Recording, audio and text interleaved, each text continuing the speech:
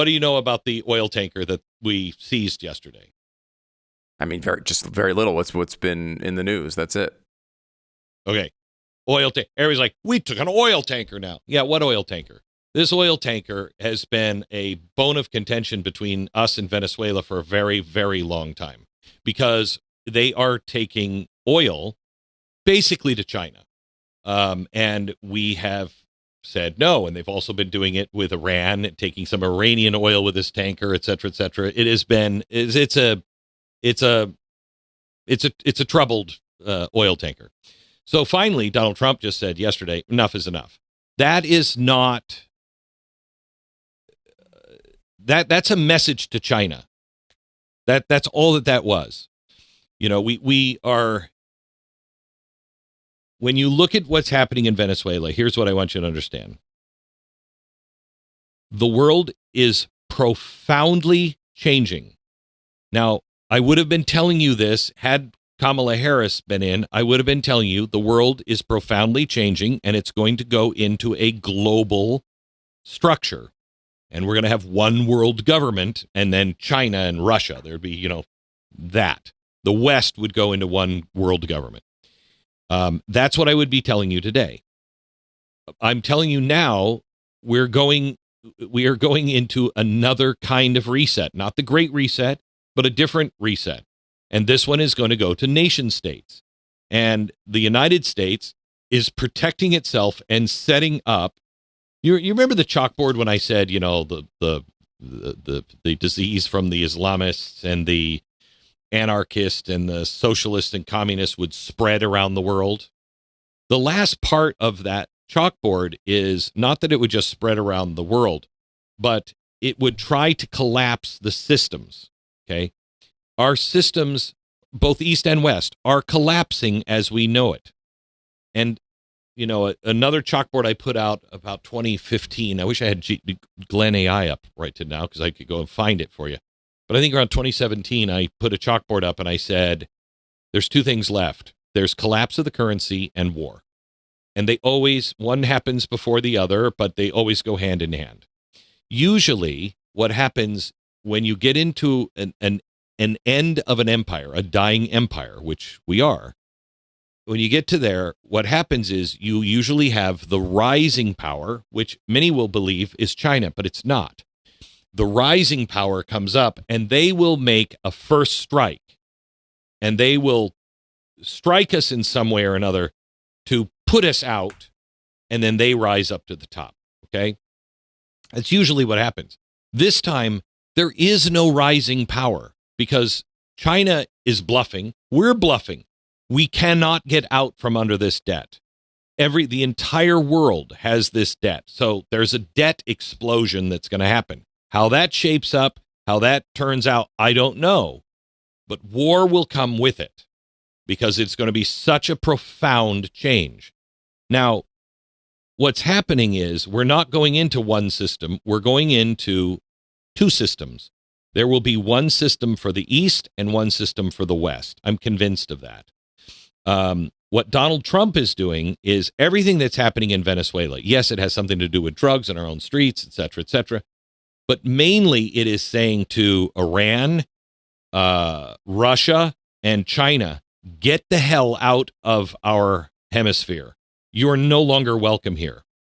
That's why Russia and China were coming into the Japanese airspace just yesterday, and we in Japan had to push them back. They're not trying to start a war. They're checking us. They're putting us in check because they're going to do the same thing to that hemisphere. They're going to say, okay, fine, you have the West, we have the East. And that, I think, is what's coming. And how that works out, war and currency collapse. Those always go hand in hand. I don't know this time because you're going to lose. I mean, we're going to lose South Korea as an asset. South Korea is going to be, it will fall to the Chinese. When that happens, what happens to Japan? Do they fall to the Chinese too? What happens to Taiwan? Does that fall to the Chinese? Let me bring Jason in on this. Do you agree with what I'm saying so far? Yeah, pretty much. I definitely think we're entering into a stage of hemispheric control, and the tanker situation is a perfect example of everything that we've been talking about since this whole Venezuela thing started. You look at a tanker that's been sanctioned since I think 2022. This was under the Biden administration. It was Right. sanctioned, and what they discovered then was that the Iranian Republican Guard Corps was sending direct orders, basically, to the people that were involved with this tanker to take Iranian oil, eventually over to Asia, which pretty much means China, and then make money that they were filtering back to Iran. Well, another player in that was this extremely wealthy Russian oligarch. So you know Yep. the Russians. You know that he's not doing this on his own. You know that Putin. Russia Yep. was involved in some way. Yep. So you have all of these players that are involved in trying to control assets, or at least use the hemisphere of America to do this thing and to pull it off. You have Russia, you have the Iranians, you have China. All these people are operating in our backyard. It was crazy. Did you see the Venezuelan opposition leader Machado? Yes. Yesterday. In Norway. Yes. I mean, she was they forbid her for leaving Venezuela. She's just gotten a Nobel Peace Prize. She's the opposition leader. Yeah. And the Nobel Prize just went to her for peace, and she showed up. Yeah. I don't know what's going to happen to her when she goes back. Yeah, she was asked directly because of this tanker situation and everything going on with our buildup in South America, if she supported a U.S. Invasion or ground operation, stuff like that. And she goes, invasion? Well, Venezuela's already been invaded. Who did she give as an example of the invasion? She named specifically Hezbollah, Hamas, and other international Terror organizations and drug trafficking organizations. This is known to everyone. This is not just about drugs. Now, I want to make this clear. I'm not like advocating for us to go in and do any kind of war. I don't want that. I don't want involvement. I don't want that. But what you're saying as far as hemispheric conflict is developing. Like, there's no stopping it. Now's the choice, the chance of how do we maneuver ourselves into where we can, I don't know, somehow influence or not get. I don't want to get involved in this whole China-Taiwan thing. If any of this sounds beneficial or at least, I don't know, optimistic, is that now the players within that hemisphere, like Japan, are they like the number 3 economy in the world? It's around that area. They have a juggernaut economy. It's not as doing well like all the others in the world are not doing well. But they also have a major military that's not authorized to do offensive operations. But they are a perfect check to China. Why are we always the ones that are the first people they call to go and handle that situation?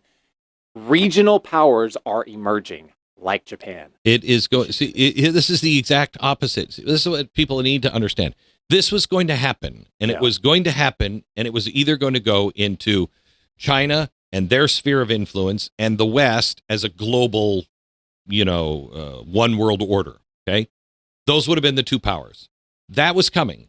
Would it have had to have collapse and possible war? Yeah, because everything's changing, and to get people to change that much probably would mean some war.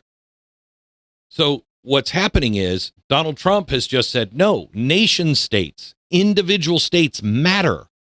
That's where the people are. They want their own representation in their own state. And so the United States is standing up for that.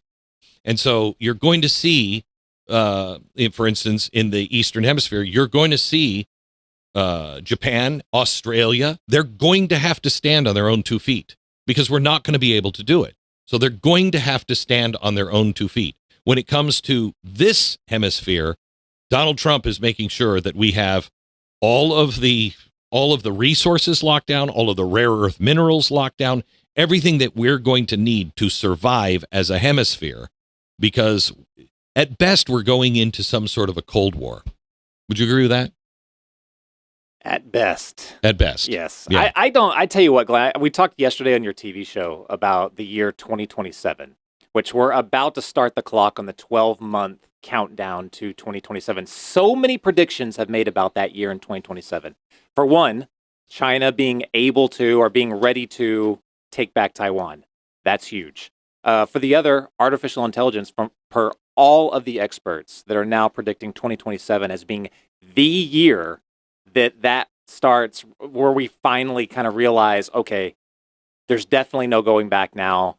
This is the main geopolitical and educational and everything goal for every single nation state. Like the race is on. Like, well, I guess at that point, it will be decided. This is the person that will, is the first one to the race and will control it. That's the countdown that we're on right now.